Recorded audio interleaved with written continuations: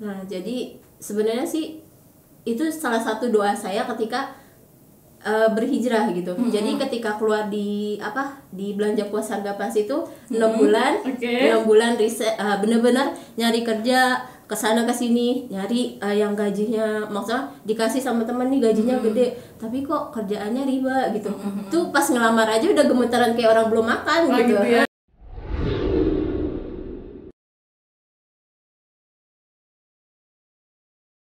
Assalamualaikum warahmatullahi wabarakatuh. Alhamdulillah, hari ini kita kembali di Guroba Yacht Crew Podcast. Nah, alhamdulillah nih hari ini Guroba Yacht Crew teman-teman, kita tuh kedatangan salah seorang guru TK.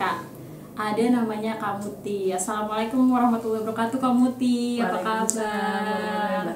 Alhamdulillah baik. Oke. Nah, kakak tuh kan ini ya, sekarang aktivitas tuh aku dengar kakak guru TK ya?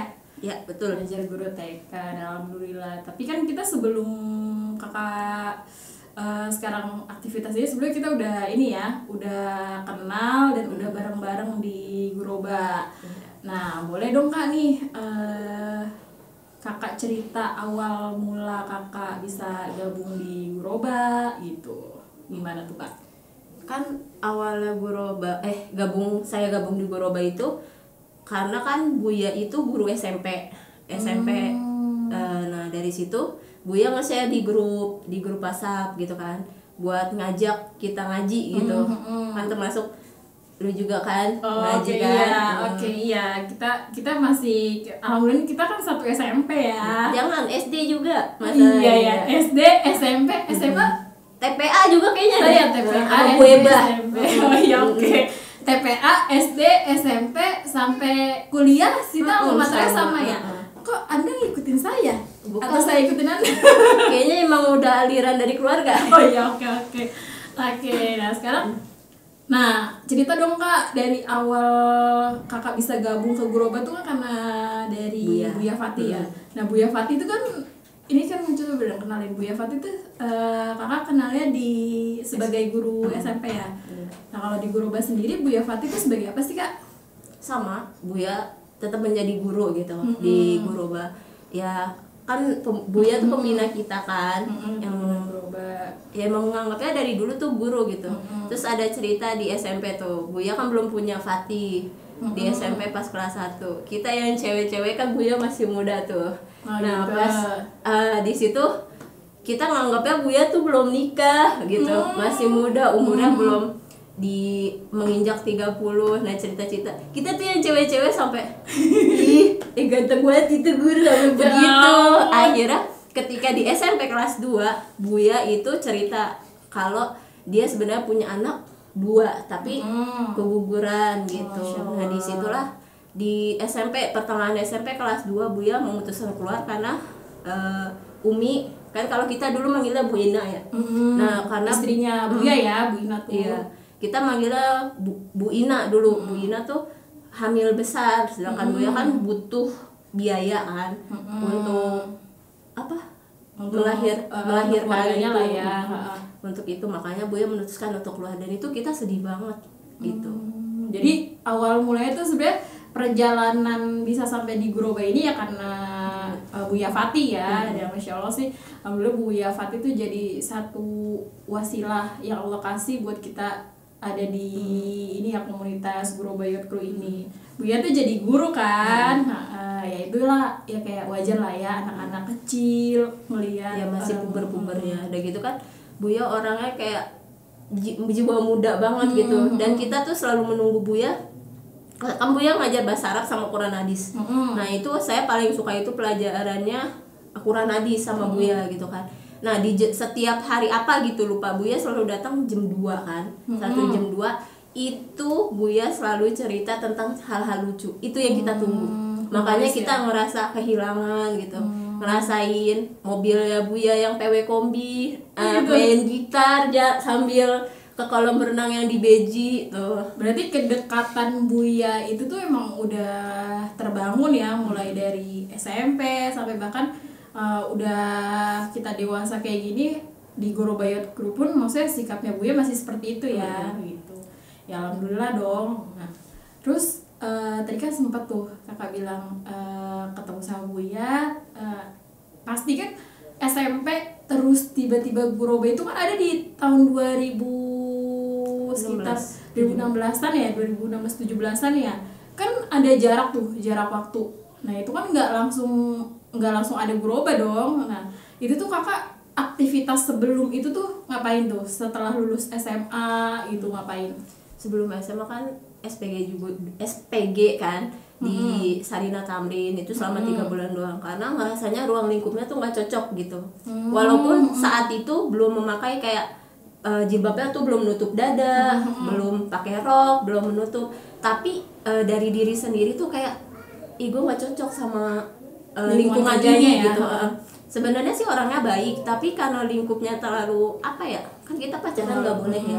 Nah gitu, jadi kayak pacarannya tuh udah kayak bebas banget gitu, dengerin cerita-ceritanya, apalagi mereka kan waktu itu lebih dewasa umurnya kan, dan sedangkan itu tuh gue baru lulus gitu. Lebih ke ini ya, permasalahannya tuh dulu sempat jadi SPG lebih ke lingkungan ya, akhirnya nggak terus ke pekerjaan itu.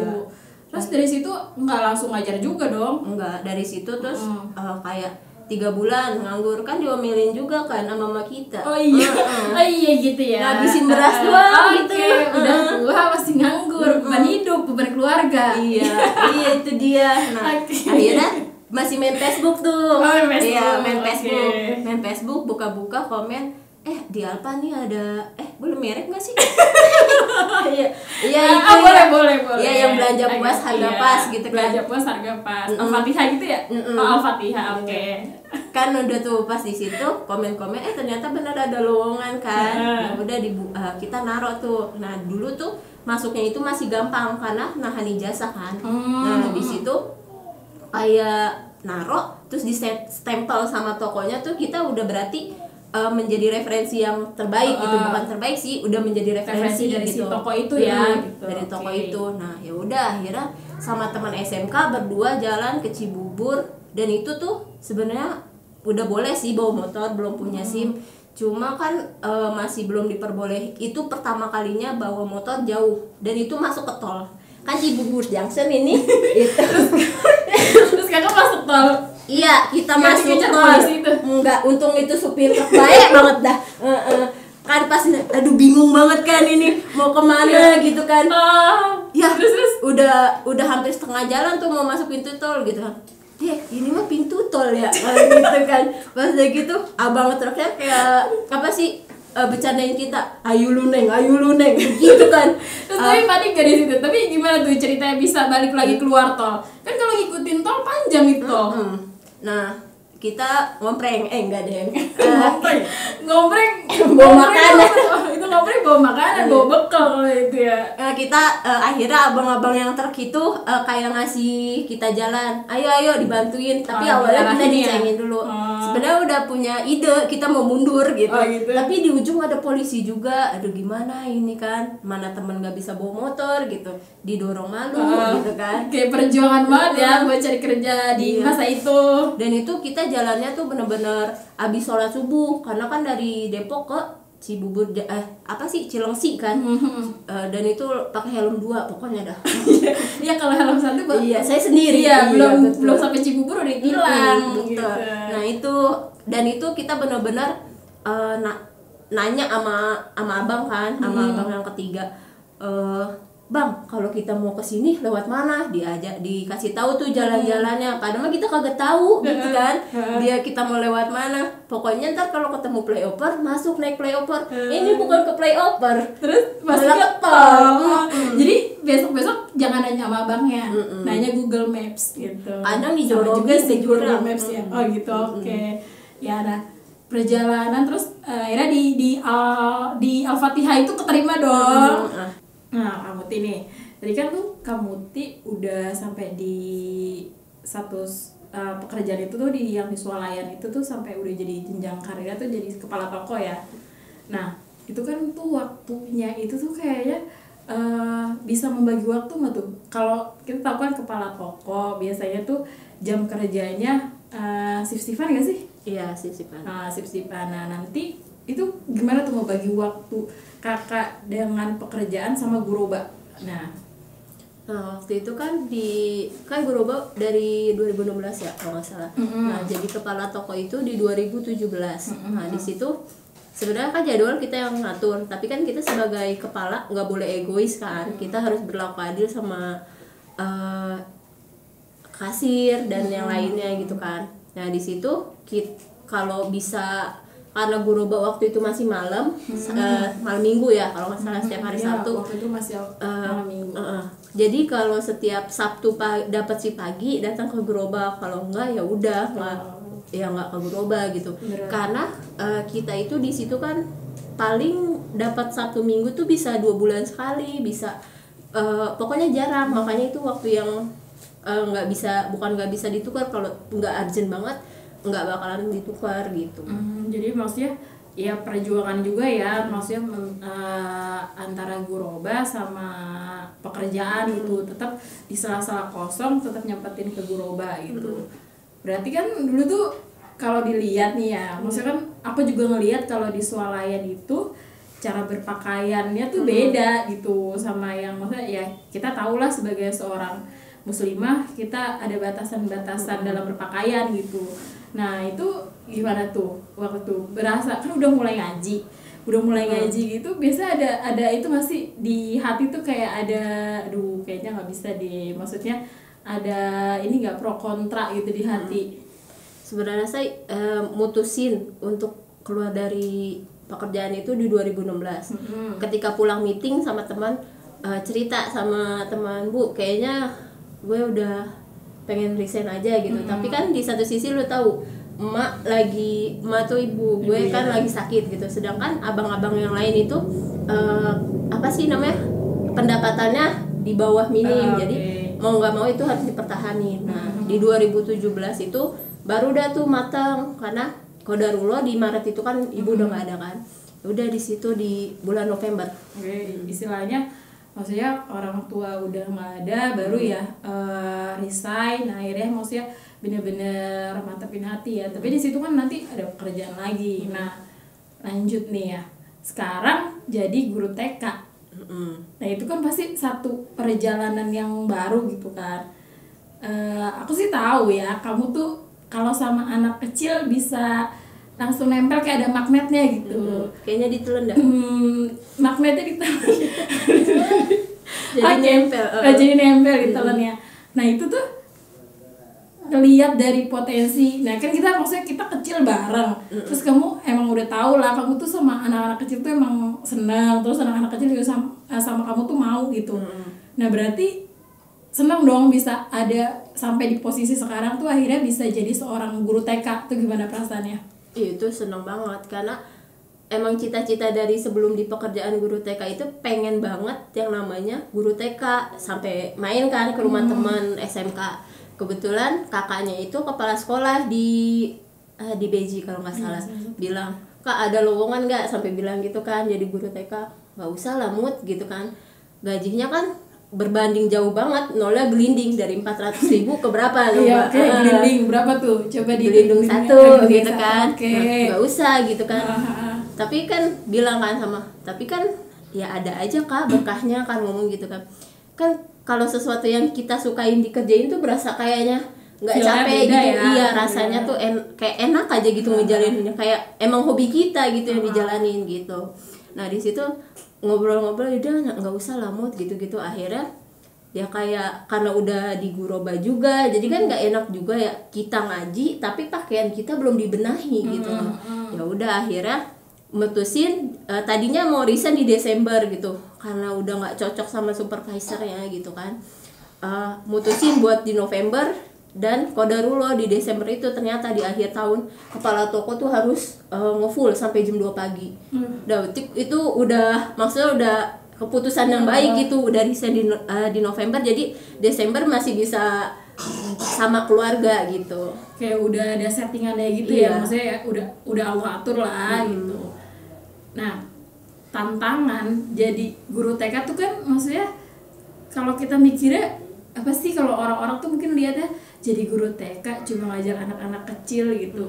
Padahal kan kita nggak tahu ya di lapangannya tuh kayak gimana. Nah, orang-orang juga banyak yang kayak seolah tuh menyepelekan peran guru TK ini nih. Padahal di TK ini kan golden age-nya anak-anak gitu ada di situ. Nah, tantangannya tuh apa sih yang kamu tuh ngerasa ini tuh paling berat gitu ya dijalanin? Sebenarnya sih terutama ya guru TK, dia kan masih belajar tentang sosial emosional. Terus pokoknya motoriknya, kognitifnya, akhlaknya gitu, cara bicaranya. Itu tantangannya sih kita lebih kesabar aja sih gitu. Karena kan emang dari diri gue nya nih udah seneng banget sama yang namanya anak kecil. Jadi ya apalagi selain sabar gitu kan.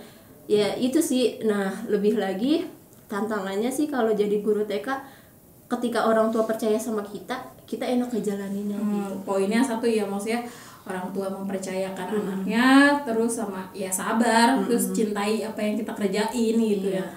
Oke, terus kan udah jadi guru TK, kegiatan dakwah gimana nih di Guroba? Masih aktif kan? Masih dong. Masih. Nah, di Guroba sendiri kakak jadi apa sih? Jadi bendahara. Oh, bendahara. Oh, kakak bayar kas ya teman-teman. Kas Bunda Dari. Oke. Itu kan oke lah. Berarti kamu ngambil bagian di situ ya, jadi bendahara. Bukan bagian sih, emang ditunjuk. Oh, ditunjuk ya. Oke. Iya. Oke, cocok buat ini ya, buat nagih teman-teman gitu. Udah kayak bank keliling gitu. Sebenarnya sih ya harusnya ya namanya dakwah kan butuh modal juga, nggak kita pungkirin juga gitu. Nah, terus ketika dakwah ini jalan, terus kegiatan mengajar itu jalan, pernah nggak sih kamu ngerasa kayak aduh capek banget nih sama sibuk di sekolah? Pasti kan di sekolah sama di luar gitu masih ada aktivitas lagi, terus kamu masih ngampus juga ya? Iya. Nah, itu bagi waktunya gimana tuh?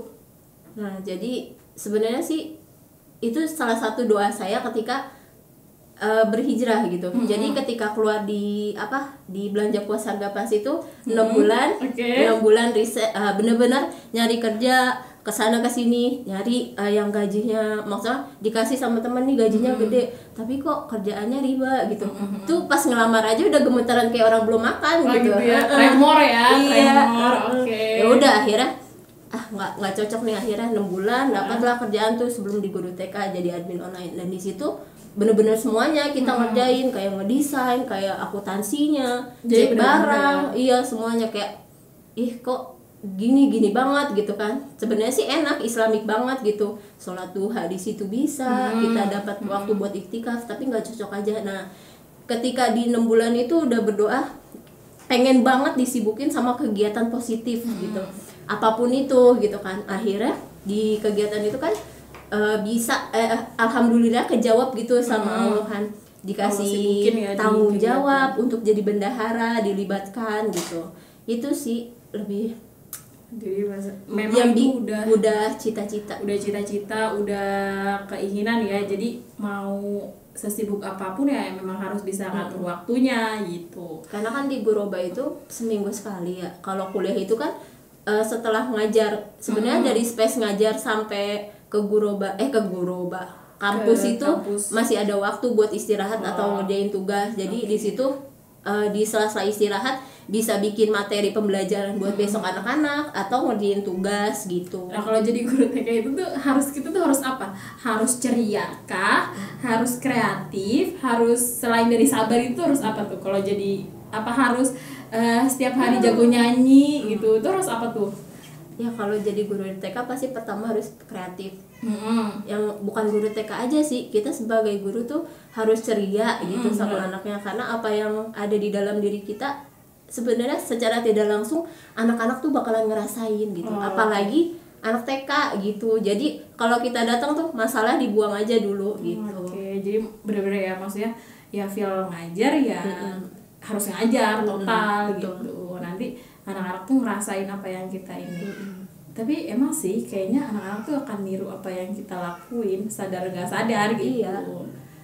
Oke, terus nih Kak, kan kita tahu nih tantangan dakwah sekarang tuh, maksudnya kita lihat dengan media sosial yang saat ini ada gitu, masifnya orang tuh nge-share berbagai hal, kayak hidup tuh udah nggak ada privasinya lagi nih. Mau itu kebaikan, keburukan tuh semua orang share gitu. Nah, kakak sebagai seorang aktivis dakwah juga nih, itu ada nggak sih satu hal yang harus kakak lakuin gitu buat ngajak temen-temen nih yang di luar sana yang belum belajar tentang agama, belum mempelajari agamanya sendiri, buat lebih aktif lah gitu, minimal buat dirinya sendiri gitu. Ada nggak misalkan salah satu cara lah atau tips dari Kak Muti nih? Ya gimana ya, sekarang emang zamannya beda sama zaman kita ya. Kalau kayak kita kan udah biasa, kalau apa ya, mungkin anak-anak sekarang belum ada di fasenya kita dulu mungkin ada di fasenya dia kan. Pasti kan kita tahu kayak gimana. Ngajak sih tetap ngajak ya sama anak-anak, maksudnya sama teman-teman, sampai ke tempat kuliah pun gitu, sampai teman kerja pun gitu, sampai ditawarin tenang aja Bu, ntar gue jemput gitu. Sampai bener-bener total ya. Sampai gitu, karena kan dia kan rumahnya di Bogor tuh, aku sampai bilang kayak gitu kan, sampai ya gimana sih kita effort gitu biar dia ngeliat ya dia semangat banget buat ngajak kita dakwah gitu ya. Apa ya, kayak ikhlas aja sih, ajakin aja terus gitu. Ikhlas ada ya, beberapa temen bukan kuliah sih, teman SMK juga beberapa yang dekat sering diajakin, sampai dia tuh sebenarnya pengen banget ikut. Tami anak siapa ya? Tami anak siapa? Iya. Tapi apa sih namanya? Oh, tapi. Iya. Tapi itu si Tami anak siapa, nyangkut di mulut ya. Jadi tapi dianya kayak kehalang sama waktu kerjanya dia gitu. Berarti kan maksudnya ada, kita nggak memungkiri ya, di luar sana tuh banyak juga orang yang pengen ikut, maksudnya ikut belajar agama, ikut maksudnya kegiatan-kegiatan positif gitu. Tapi kan ya balik lagi ya waktunya yang kita doain aja kali ya, semoga lain kali mereka ada waktu. Iya betul, karena kan gue juga ngerasain dulu di pas belajar puasa pas pengen banget ikut gitu. Ada di waktu ketika bukan judulnya sih, jadi kayak tema-tema yang pengen gue datengin tuh nggak bisa gitu. Yang bener-bener kayak pas nih kayak ini tema yang diangkat, yang dipelajarin tuh kayak pas banget nih lagi gitu. Pas banget sama hati gitu, bukan pas di toko swalayan ya. Bukan. Oke. Berarti kan ada momen yang apa sih, itu tuh udah dari hati. Nah, kamu sendiri menganggap seberapa penting sih, apalagi nih sekarang kan udah jadi guru, seberapa penting tuh ilmu agama buat kita? Penting banget ya. Apalagi ya tau lah sekarang gadget bukan hanya hal-hal positif yang disebar gitu. Malah kalau menurut gue ya, dia itu media sosial itu lebih banyak menyebar hal-hal yang kayak maksudnya tuh nggak usah viral, jadi viralin gitu loh. Kayak gemes aja kayak gitu. Hal yang nggak perlu viral kok jadi viral gitu. Rasanya gue mau jadi Keminfo gitu. Mau nge-hack gitu semua iya. Okay. Tapi kan internet susah juga dibendung. Jadi sekarang nggak mau jadi kepala lurah. Sekarang udah jadi Keminfo. Kominfo aja. Oke, berarti penting ya, maksudnya apalagi peran jadi guru, maksudnya ilmu agama tuh emang penting gitu buat kita pelajarin. Karena kan itu dasarnya buat kita yang nunjukin jalan kita selama di dunia ini kan, untuk mendapatkan tiket di surga di akhirat kita gitu. Soalnya banyak juga kita nggak ini ya, kadang-kadang tuh ada orang yang merasa aduh harus pintar di bidang ini, tapi dia lupa nih kalau kita ternyata perlu belajar agama juga buat mengimbangi ilmu-ilmu itu gitu. Itu pintarnya kepintaran kayaknya. Iya, ada orang-orang yang pintar tapi karena dia nggak diimbangi sama ilmu agamanya, jadi ini kan jadi banyak yang kacau juga. Iya, gitu. Betul sekali. Nah, alhamdulillah banget nih kamu hari ini bisa datang di Guroba Youth Group Podcast, nge-share banyak hal, mulai perjalanan hijrahnya, terus jadi seorang pendidik gitu. Nah, terakhir nih Kak, sebagai muslimah, pengajar, sekaligus aktivis dakwah, apa sih yang Kakak pengen sampaikan tuh buat maksudnya biar teman-teman tuh bisa ke arah yang positif gitu. Ke arah positif dan ke negatif. Iya benar Iya. sih. Kalau oke benar nggak salah. Iya. Oke ada benar. Oke. Iya ya, kita kan gimana ya? Tergantung dari lingkungan juga ya. Dari walaupun kita udah mempondasikan diri, kita misalkan gini, Dek, gue udah ngikut Guroba, tapi satu sisi gue main sama misalkan teman kampus gitu kan. Terus teman kampusnya lebih kayak ngajak ke hal-hal yang itu, kalau kita nggak kuat-kuat iman, maksudnya nggak, hati kita tuh masih kayak setengah gitu, itu nggak bakalan kuat. Makanya kalau bisa kita sebagai muslimah, apalagi di zaman sekarang ya, harus bener-bener banyakin ilmu agama kita, tapi jangan salah pilih juga ilmu agamanya kan sekarang ya. Ya Tahu oke, lah kayak banyak gitu. tantangannya lah, maksudnya di luar sana yang niatnya belajar agama tapi banyak yang ini juga, Salah. banyak yang salah juga, benar-benar harus ya oke. Jadi itu ya, alhamdulillah, makasih banget Kak Muti tadi udah nyampein banyak banget sharingnya. Semoga ini jadi manfaat buat teman-teman di Guroba Youth Crew.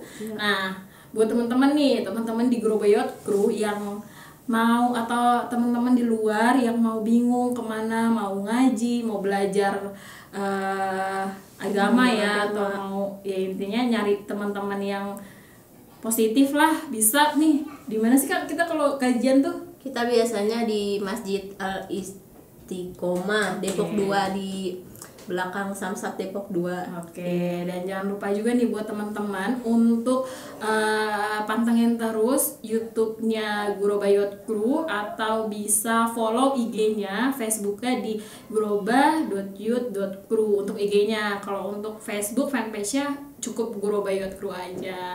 Itu aja. Makasih banyak Kak Muti. Iya. Sehat-sehat, semangat dalam beraktivitas. Oke, assalamualaikum warahmatullahi wabarakatuh. Kembali lagi nanti.